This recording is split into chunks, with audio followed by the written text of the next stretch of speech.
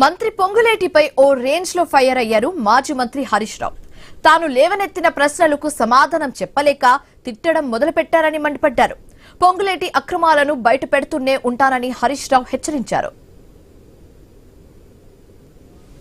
మాట్లాడినటువంటి భాష, ఆయన బాడీ లాంగ్వేజ్, ఆయన ఎంత డిఫెన్స్ లో పడ్డాడో రాష్ట్ర ప్రజలందరూ కూడా గమనించారు. సమాధానం లేదు గనుకనే నువ్వు తిట్ల రాగాన్ని అందుకున్నావు. ఇలా ఈ పొగరులేటి ఒక రాష్ట్ర మంత్రిగా కాకుండా రాఘవ కన్స్ట్రక్షన్ అధినేతగా మాట్లాడినట్టుగా ఆయన మాటలున్నాయి. ఎంతసేపు సంస్థను కాపాడుకోవాలి, కొడుకును కాపాడుకోవాలి, గొంతు జించుకోనో తిట్లదండం అందుకోనో పిట్టకథలు చెప్పో దాని నుంచి బయటపడాలనే ప్రయత్నం తాపత్రయపడ్డట్టుగా స్పష్టంగా కనబడ్డది. ఆయన ఎంత ఆయాసపడ్డాడో మనం చూసాం. చాలా ఆయాసపడ్డాడు. అంటే నేనొక్కనే అవినీతి పరుణ్ణి కాదు, నా సహచర మంత్రులందరూ కూడా అవినీతి పరులే అని పాపం వాళ్ళందరినీ కూడా తన కంటిన బురద వాళ్ళందరికీ అంటించే ప్రయత్నం చేశాడు. అరే, మా మంత్రి గారి కంపెనీ రాఘవ కన్స్ట్రక్షన్ లో జరిగిన అవినీతిని, అవకతవకల్ని మా అధికారులే గుర్తుపట్టారు, మీరేం బయటకు తీయలే ప్రతిపక్షము.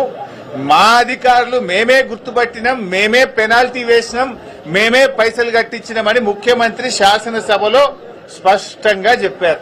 లేదా కరెంటు మీటర్ల షార్టేజ్ ఉండే, అందువల్ల డీజిల్ జనరేటర్ మీద నడుపుకున్నాడు రాఘవ కన్స్ట్రక్షన్ అని మైనింగ్ మంత్రి చెప్పాడు. Revenue, electricity, pollution control board, mining department 4 శాఖల అధికారులు మైన్ ఇన్స్పెక్ట్ చేసి 4 శాఖల అధికారులు ఇది ఇల్లీగల్ మైన్, అనుమతులు లేకుండా నడుపుతున్న మైన్ అని 4 శాఖల అధికారులు రాఘవ కన్స్ట్రక్షన్ కు నోటీస్ ఇచ్చారు. ఈ బాంబులేటి అబద్దాలు చెప్తున్నాడు. అక్కడ కంటైనర్ మీద రాఘవ కన్స్ట్రక్షన్ అనే పేరు ఎందుకున్నది? ఆ కంటైనర్ మీద కాంగ్రెస్ పార్టీ జెండా ఎందుకు పెట్టిండ్రు? బీఆర్ఎస్ పార్టీ బయటకు తీయంగానే ఆ రాఘవ కన్స్ట్రక్షన్ కు పెయింటింగ్ వేసి కనబడకుండా ఎందుకు చేసిండ్రు? కాంగ్రెస్ పార్టీ జెండా ఎందుకు బీకేసిందో సమాధానం చెప్పాలి కదా. నువ్వు నీ కంటైనర్ మీద నీ పేరుంటది, మీద కాంగ్రెస్ పార్టీ జెండా ఉంటది. పొల్యూషన్ కంట్రోల్ బోర్డులో నోటీస్ ఇస్తే, మైనింగ్ డిపార్ట్మెంట్ నోటీస్ ఇస్తే నీ ఉద్యోగి రిసీవ్డ్ అని సంతకం పెట్టి డేట్ వేసి ఫోన్ నంబర్ పెట్టి రాసిచ్చిన డాక్యుమెంటే కదా నేను అసెంబ్లీలో చూపించింది. నువ్వు కూడా అసెంబ్లీలో ఉన్నావు కదా. ముఖ్యమంత్రి మాట్లాడేటప్పుడు, మైనింగ్ మంత్రి మాట్లాడేటప్పుడు నువ్వు అసెంబ్లీలో కూర్చున్నావు. నువ్వు ఎందుకు నోరు మెదపలేదు?